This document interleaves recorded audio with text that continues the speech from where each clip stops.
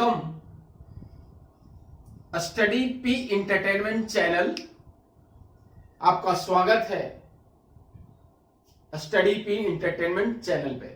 तो आज हम लोग ईवीएस पेडागोजी इन्वायरमेंटल स्टडीज पर्यावरण अध्ययन का सीरीज के बारे में डिफरेंट सीरीज। तो first series I have already studied about series first, series second. Now will discuss about EVS pedagogy series 3। EVS pedagogy series 3। आज हम लोग ईवीएस के पेडागोजी का 3 के बारे में पेडागोजी और ये ध्यान से देखेंगे इसको, और इसे देखने के बाद ईवीएस का पर्यावरण अध्ययन का जो पेडागोजी है, आप प्रैक्टिस शीट बनाते समय, आप क्वेश्चंस बनाते समय आपको इजी महसूस होगा। तो चलिए शुरू करते हैं हम लोग। फर्स्ट क्या है? The methods of teaching and evaluation will also determine the effectivity of the present textbook। यहां पे बात ये आ रही है कि जो हमारा टेक्स्ट बुक है, ध्यान दीजिएगा इसको, टेक्स्ट बुक्स, ये जो अभी वर्तमान में जो हमारे पाठ्य पुस्तक बनाए जा रहे हैं, उस पाठ्य पुस्तक के द्वारा हम ये निर्धारित करते हैं कि हमारा शिक्षण अधिगम प्रक्रिया कैसा होगा और उसका मूल्यांकन कैसा होगा।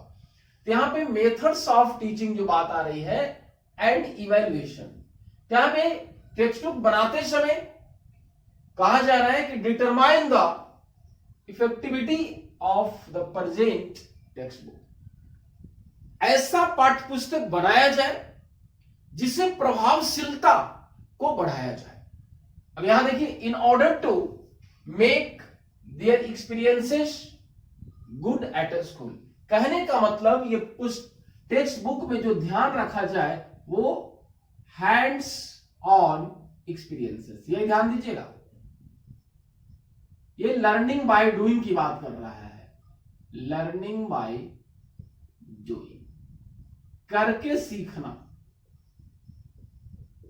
कहने का मतलब क्या है कि टेक्स्ट बुक इस तरह से बनाया जाए इन ऑर्डर टू मेक, क्यों, अगर वो पाठ्य पुस्तक अनुभव के आधार पे प्रैक्टिस सेट पिक्चर्स स्टोरी के द्वारा, अगर वो टेक्स्ट बुक में जो कंटेंट है अगर वो नहीं बताया गया है, तो वो that is a not sufficient, वो क्या है, लाभदायक नहीं है या अप्रोप्रिएट नहीं है। तो इसलिए ध्यान दीजिएगा कि पाठ्य पुस्तक रहेगा कि किस आधार पर बनाया जाना चाहिए, जिसमें पर्यावरण अध्ययन को जागरूक बनाया जा सकता है, ज्ञान बढ़ाया जा सकता है, कौशल बढ़ाया जा सकता है। तो कैसा, अनुभव के आधार पे करके सीखना पे फोकस किया जाए, तब जाके उस पाठ्य पुस्तक की प्रभावशीलता प्रभावी होगा और अध्ययनकर्ता बालक भी, चाहे वो प्राथमिक स्तर के हो चाहे वो हायर के हो, वो ज्यादा से ज्यादा सीखेंगे। चलिए, ये हुआ। अब हम लोग दूसरे पे आते हैं, जो आपका है, क्या लिखा हुआ ध्यान से देखिए, motivate.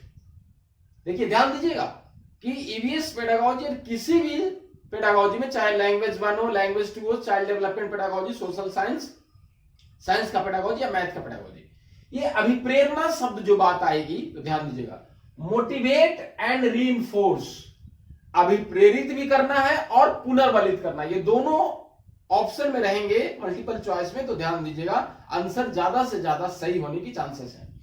Motivate and reinforce learner to collect information from their surroundings as they learn a lot of from their surroundings। कहने का मतलब यहां पे ये बात कह रही है कि मोटिवेट एंड रीइंफोर्स, बालक को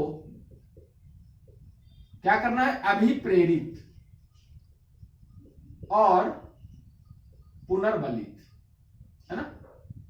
अब ये कह रहा है कि क्यों, आखिर बालक को अभिप्रेरित और पुनर्बलित क्यों किया जाए, to collect information from their surroundings.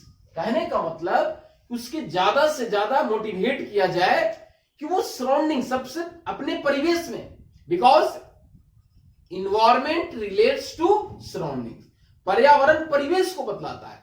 इसलिए ज्यादा से ज्यादा एक शिक्षक या पेरेंट्स का ये रिस्पॉन्सिबिलिटी है कि वो हम और आप बालकों को परिवेश से संबंधित सूचनाओं को एकत्रित करने के लिए अभिप्रेरित और पुनर्बलित करें।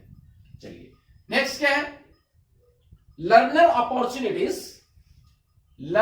अपॉर्चुनिटीज टू ऑब्जर्व, ध्यान दीजिएगा ये बात, ऑब्जर्व द नेचर।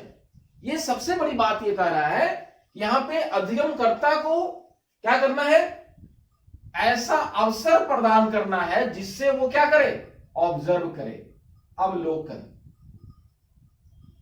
अगर ये ईवीएस के पेडागोजी में अगर आए कि बालक को सबसे ज्यादा किस पे फोकस करना है, अगर ऑप्शन में ऑब्जर्व रहेगा तो आप उसको टिक मार देंगे। तो ऑब्जर्व द नेचर, वो प्रकृति को कह रहा है कि अवलोकित करे। अभी तो मैंने कहा कि मोटिवेट और इन्फोर्स करे, तो प्राकृतिक वातावरण को ऑब्जर्व कर पाए अपनी आंखों के द्वारा, सेंसेस ऑर्गन के द्वारा। Not just sit in the class, केवल क्लास में बैठना इंपॉर्टेंट नहीं है।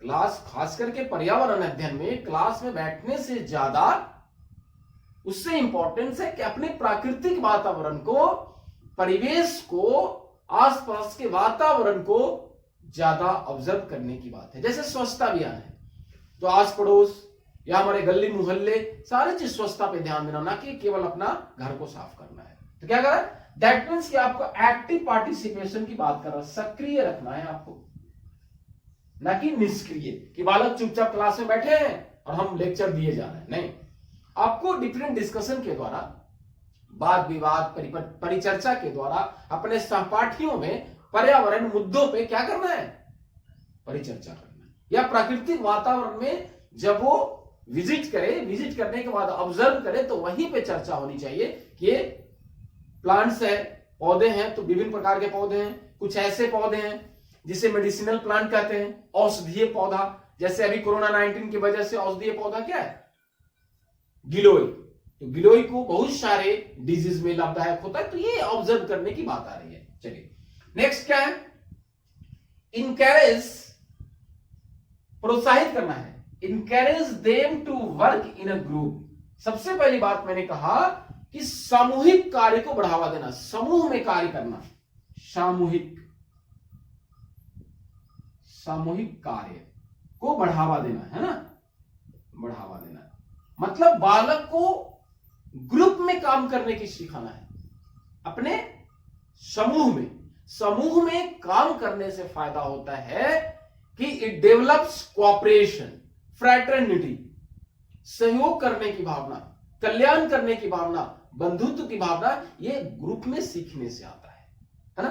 अगर कोई बालक वहां पे अंतर्मुखी प्रतिभा का है तो बहुमुखी भी होता है।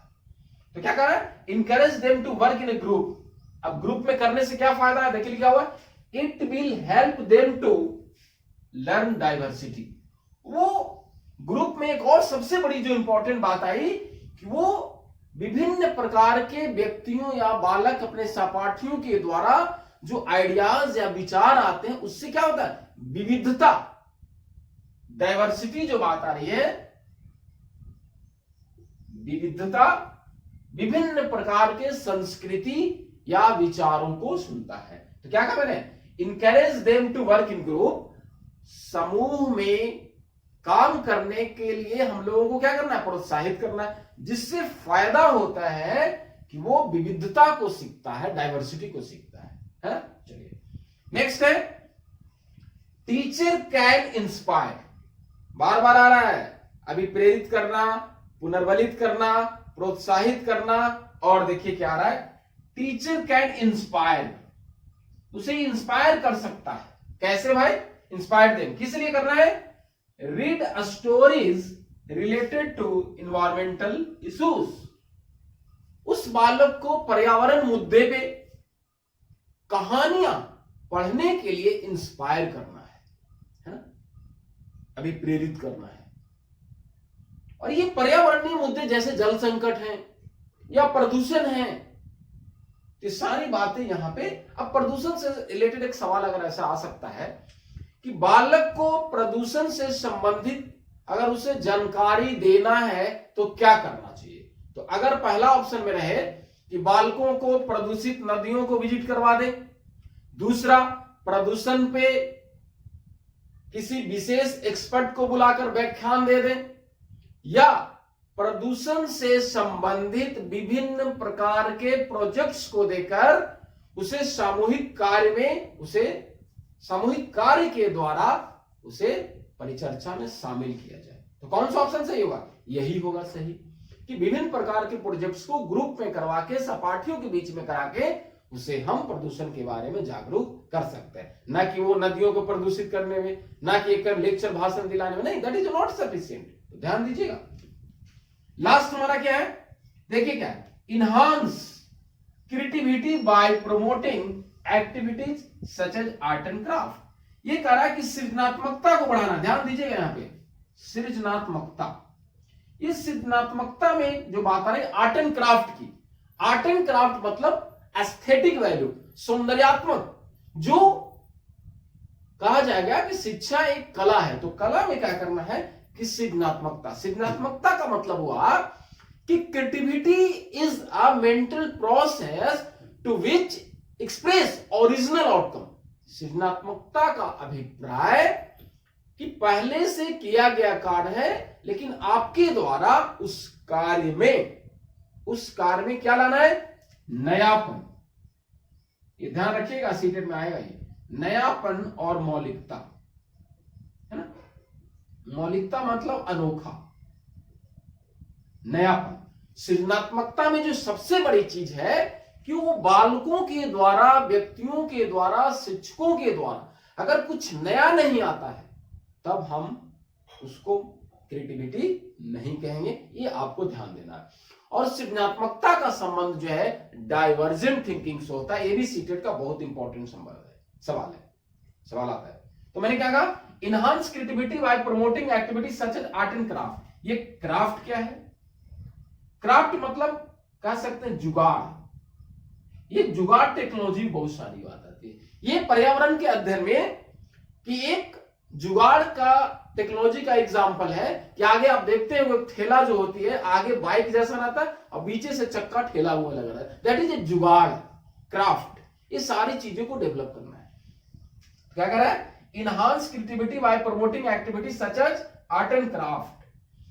अब ये आर्ट एंड क्राफ्ट में जो सबसे बड़ी बात है, यहां पे एक और बात है कि सृजनात्मकता को विकसित करने के लिए एक जो सबसे बड़ी, अगर ये ऑप्शन में आ जाता है, ब्रेन स्टॉर्मिंग।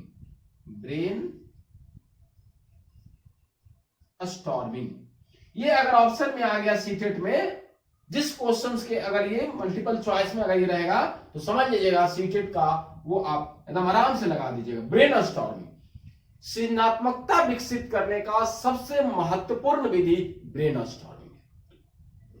ब्रेन स्टॉर्मिंग में क्या होता है?